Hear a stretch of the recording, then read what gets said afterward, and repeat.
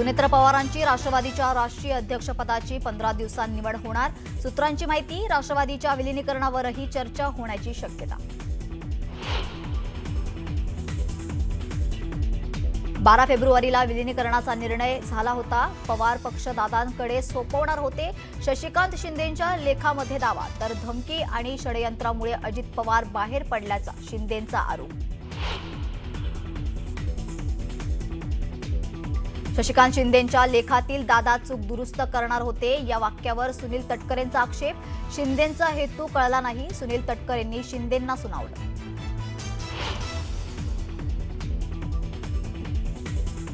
विलीनीकरणासंदर्भात प्रस्ताव आल्यास चर्चा करू। विलीनीकरणाबाबत मुख्य पक्षांना विश्वासात घेणं गरजेचं। भाजपसोबत राहावं हीच दादांची भूमिका, तटकरेंचं स्पष्टीकरण। अजित पवारांच्या अपघाताच्या चौकशीची मागणी करताना इव्हेंट कशाला? चौकशीच्या मागणीत राजकीय धूर दिसतोय। सूरज चव्हाणांची रोहित पवारांवर टीका।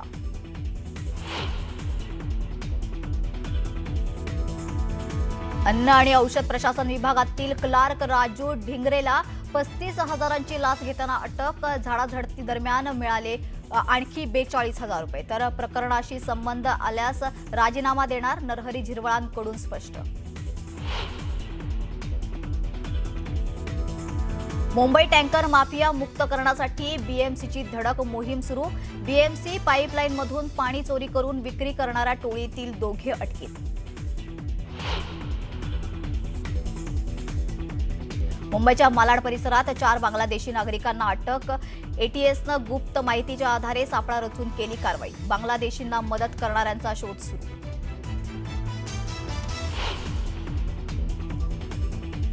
आणि पंतप्रधान नरेंद्र मोदींनी केलं सेवा तीर्थ इमारत संकुलाचं अनावरण। कर्तव्य भवन 1 आणि 2चेही उद्घाटन।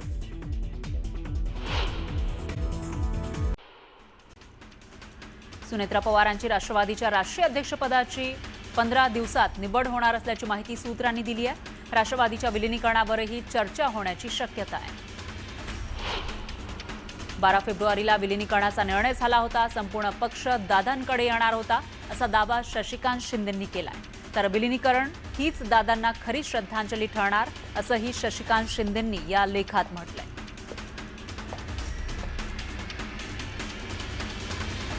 शशिकांत शिंदेंच्या लेखातील दादा चूक दुरुस्त करणार होते या वाक्यावर सुनील तटकरेंनी आक्षेप घेतला। शिंदेंचा हेतू कळला नसल्याचं म्हणत त्यांनी सुनावलं। विलीनीकरणासंदर्भात प्रस्ताव आल्यास चर्चा करणार असं तटकरेंनी म्हटलंय। विलीनीकरणाबाबत मुख्य पक्षांना विश्वासात घेणं गरजेचं आहे असंही ते म्हणाले। तर भाजपसोबत राहावं हीच दादांची भूमिका होती असंही त्यांनी सांगितलं। अजित पवारांच्या अपघाताच्या चौकशीची मागणी करताना इव्हेंट कशाला असा सवाल सूरज चव्हाण यांनी केला। तर चौकशीच्या मागणीमध्ये राजकीय धूर दिसत असल्याची टीका सुद्धा त्यांनी रोहित पवारांवर केली। राष्ट्रवादी पक्षाच्या विलीनीकरणाबाबत मला काही माहिती नसल्याचं छगन भुजबळांनी म्हटलंय। तर विलीनीकरणाच्या प्रश्नावर छगन भुजबळांनी कानावर हात ठेवले। अजित पवारांना कामानिमित्त विदर्भातील अनेक नेते फोन करायचे असं वक्तव्य परिणय फुके यांनी केलं। तर विदर्भाच्या त्या नेत्याच्या फोन करण्याला काही वाव नसल्याचं परिणय फुके यांनी म्हटलंय। अजित पवार यांच्या अपघात प्रकरणी चौकशी संथ गतीनं सुरू असल्याचा आरोप राष्ट्रवादी काँग्रेस शरदचंद्र पवार पक्षाचे प्रवक्ते फैजान मिर्झा यांनी केलाय। अजित पवारांच्या पक्षातील नेत्यांनी या गंभीर विषयाकडे अपेक्षित गांभीर्यानं पाहिलं नसल्याचा सवाल सुद्धा त्यांनी उपस्थित केला। परभणीतील महापौर निवडीवरून शिंदेंच्या टीकेचा राऊतांनी समाचार घेतला। शिंदेंना अभ्यास करण्यास सांगा, फक्त उचलली जीभ लावली दाढीला असं म्हणत राऊतांनी टीका केली। मंत्रालयातील लाच प्रकरणाची माझ्यावरही जबाबदारी आहे असं नरहरी झिरवळ म्हणाले। तर संबंधित प्रकरणाशी संबंध आला तर राजीनामा देणार असंही त्यांनी स्पष्ट केलं। मेलडी रोडवरून मनसे आक्रमक झाली आहे। कोस्टल रोडवर मराठी गाणं का नाही असा सवाल करत मनसेनं आंदोलन केलं। पंतप्रधान मोदी 17 फेब्रुवारीला मुंबई दौऱ्यावर असणार आहेत। फ्रान्सच्या राष्ट्रपतींच्या दौऱ्याच्या पार्श्वभूमीवर पंतप्रधान मोदी मुंबईत येणार आहेत। पंतप्रधान मोदींच्या हस्ते सेवा तीर्थ इमारत संकुलाचं अनावरण करण्यात आलं. कर्तव्य भवन 1 आणि 2चंही पंतप्रधानांनी उद्घाटन केलं. मालेगावच्या उपमहापौर यांच्या दालनात लावण्यात आलेल्या टिपू सुलतानच्या फोटोवरून वाद निर्माण झाला. शिवसेना नगरसेवकांना निषेध करत तात्काळ फोटो काढण्याची मागणी केली.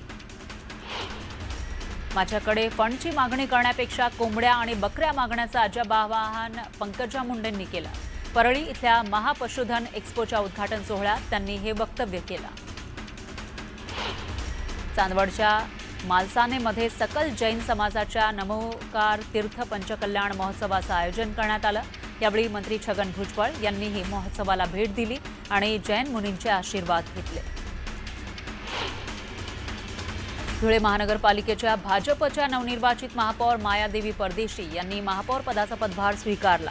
यावेळी राज्याचे जलसंपदा मंत्री गिरीश महाजन यांचीही उपस्थिती होती.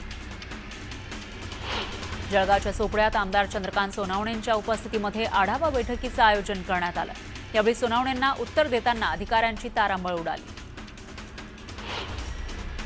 राज्याचे आरोग्यमंत्री प्रकाश आंबेडकर यांनी भामरागड ग्रामीण रुग्णालयासह अहेरीच्या उपजिल्हा रुग्णालयाची पाहणी केली.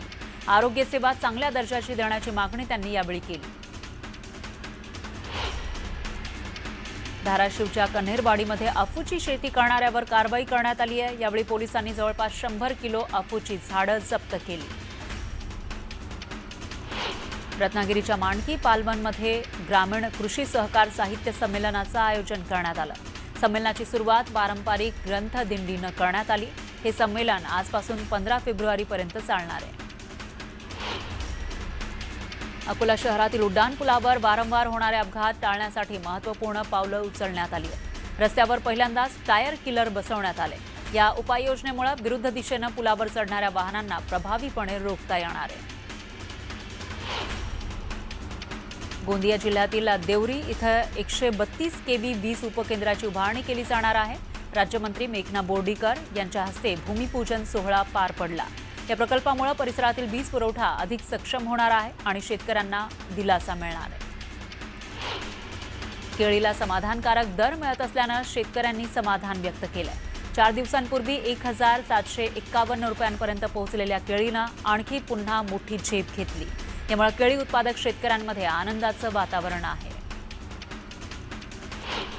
अहिल्यानगरच्या श्रीरामपूरमध्ये सकल हिंदू समाजाच्या महिलांनी आंदोलन केलं. लव्ह जिहाद विरोधी आणि धर्मांतर विरोधी कायदा करण्याची मागणी यावेळी करण्यात आली.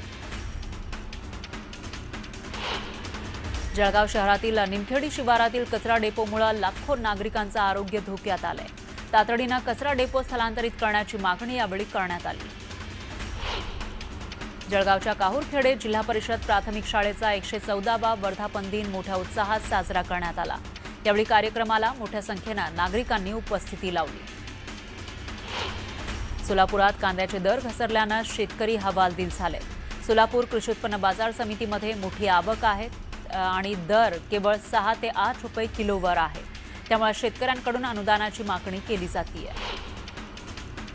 सध्या लासलगाव, मनमाडसह नाशिक जिल्ह्यातील बाजार समित्यांमध्ये कांद्याच्या भावात होत असलेली घसरण थांबत नाहीये.